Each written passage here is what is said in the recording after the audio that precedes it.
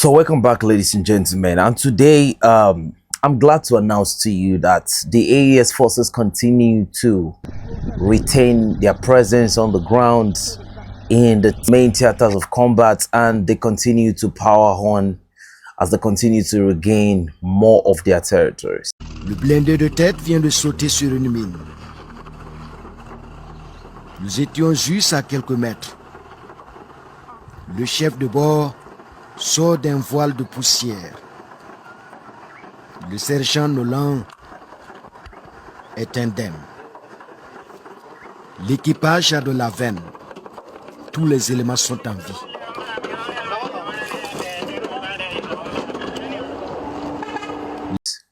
But let's not forget, there has been a sort of here and there terrorists are showing up in different places.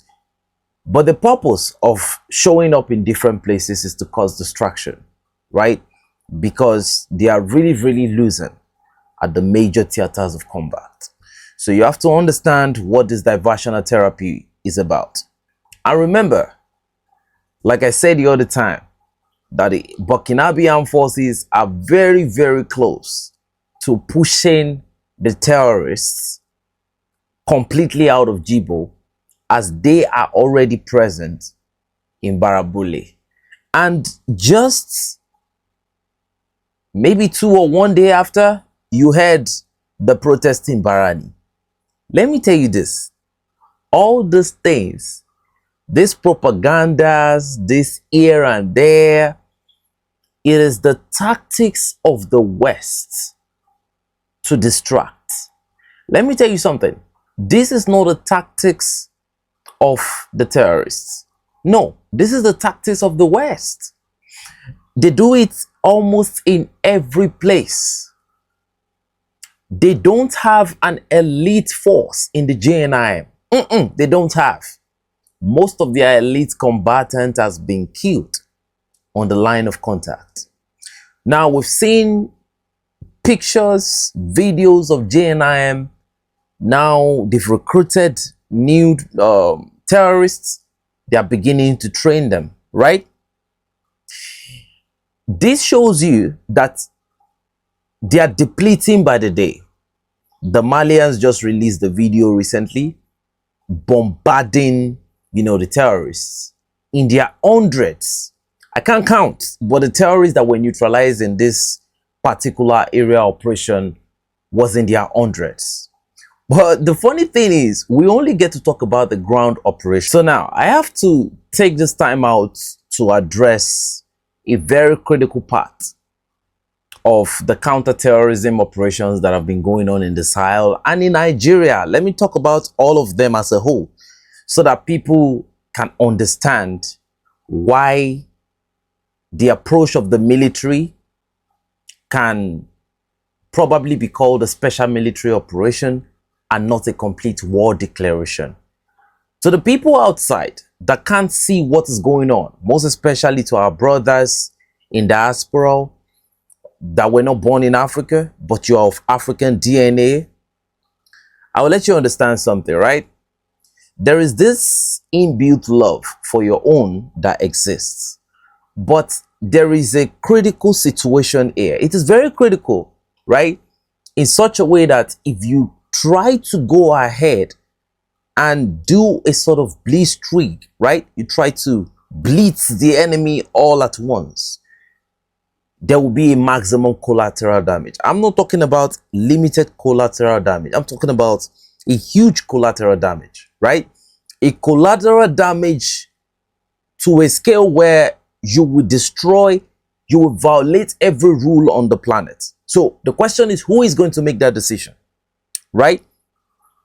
When we say terrorists escape with bullet wounds, when we say they retreat, somebody asked me in the comment section, and I've been getting this type of question a lot.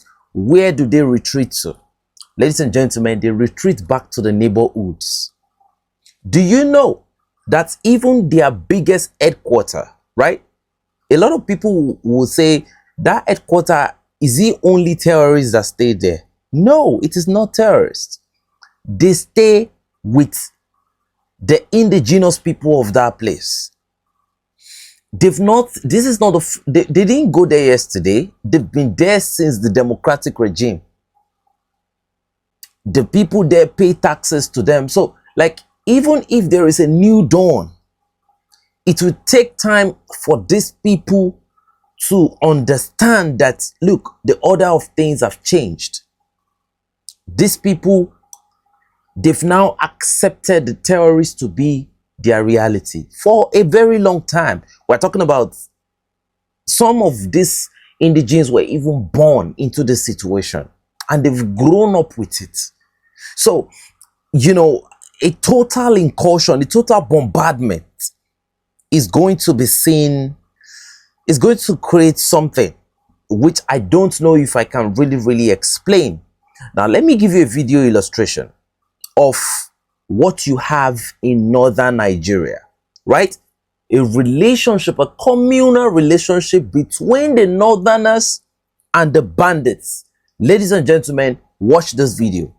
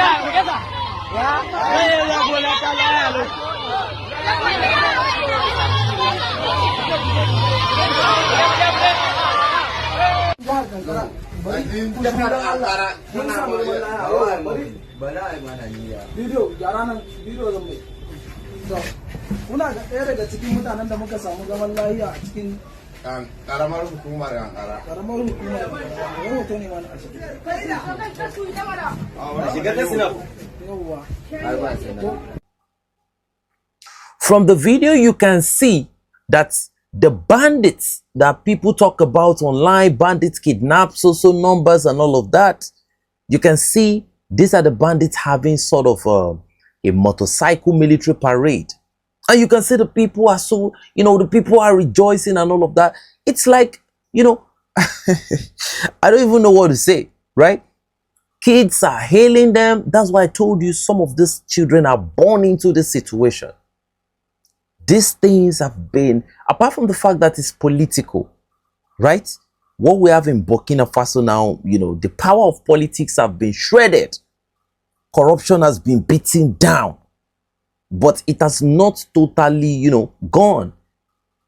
Most of the beneficiaries of the corrupt political system are still trying to fight back because their means of livelihood, which is born out of corruption, lies and fraud, has been taken away from them by the truth. They don't understand what we call solidarity. They don't understand. All they know is betrayal and sowing chaos. I'm talking about our own people. This is not just about the West. It is your responsibility to avoid espionage. It's an offer. So, you know, look at how some of the indigenes are even taking selfies with them. They go to the mall, they buy things. You get? So these are the same bandits we're talking about, right? So if you want the government to solve the problem in that location, that means that government must be ready to do what Vladimir Putin did in the Second Chechnya War. A situation where Russia had to bombard both the terrorists and some of the citizens that were there. The government gave the citizens about, I think, 2 weeks or they're about to get out from the place. But some citizens did not leave and the government had to bombard the whole place. They had to make a decree that if you are still here at this time, you will be considered a terrorist. And they were all neutral, flat out the whole place. So, you know, this is what happens in the north. They get killed, they enjoy it. Those people are complete. I don't know what to call them. Don't let me say something. So if people are saying, where do they retreat to? These are the places they retreat to. And it is even these indigenous people that even treat them. So we have to understand how deep terrorism has gone to. They get funded by the West. You know, these people are already, they are criminals altogether. And the same situation you have in Burkina Faso. Okay, look at the cameraman of yesterday. You want to tell me that particular person would not be in collaboration with some very illicit, you know, organized crime? No, it will be. You know them. Not very, very hard to know. But the educated ones, they are the ones that are properly educated enough to reject neocolonialism. They are the ones that you see now moving and striving very hard. That they want a better life. They want to do this, they want to do that, they want to support the government, they want to contribute and all of that, you know. So the way you have them in Nigeria, you have them in Mali, you have them in Burkina Faso. It hurts me when you see people still give aid. Look, the people giving aid are not giving the aid because of you or me. They are giving it because of some of the same people that embrace terrorism. I don't know how the whole amalgamation thing of Africa happened. Well, man, some people were mixed with some people that don't belong in the same conversation. I'm telling you. So that is where that's where they run back to. And that is why the troops cannot go in there now. If you say the military should bombard the whole place, it is these same citizens too that will give the pass of the troops to the terrorists so that the terrorists can attack the troops. So you can see that we're in a very, very serious situation. So that's why you see that the troops, you know, the military will wait for them. Maybe they are having a meeting somewhere. The military will have to bombard them, meet them on the line of contact, fight them when they ambush the military. So these are the situations. So gradually, they've entered Barabule, you know. So now when they get to Barabule, no matter how bad the region is, there will still be some, you know, patriotic people there that will be like, okay, we want to help you. This and this and this and this and this is where you can find them. So it's going to be a gradual push, a gradual movement. I know a lot of people want this to be fast, but it's not that fast. It will only be fast if you are ready to take the Vladimir Putin approach, or you are ready to take the approach of the former president of Nigeria, Olusegun Obasanjo. You want to crush and bury the whole place down. So, I mean, but the question is, who is going to take that decision? You can see the free Russia of today that everybody is proud of. No terrorism, no drug abuse, no nothing. You know, Vladimir Putin had to take a critical decision back then. But the question is, who is going to take that decision now? Most especially in a world where the West think they can set the rules for everybody. But we love what is going on in Burkina Faso. Burkina Faso continue to remove every piece of the colonial puzzle. They continue to remove it out. Now, Burkina Faso has even gone one step ahead again. They no longer recognize only the court wedding as the major official type of wedding. Now, the traditional wedding is now going to be validated. You know, it's now going to be validated. There's now a certificate that will be issued.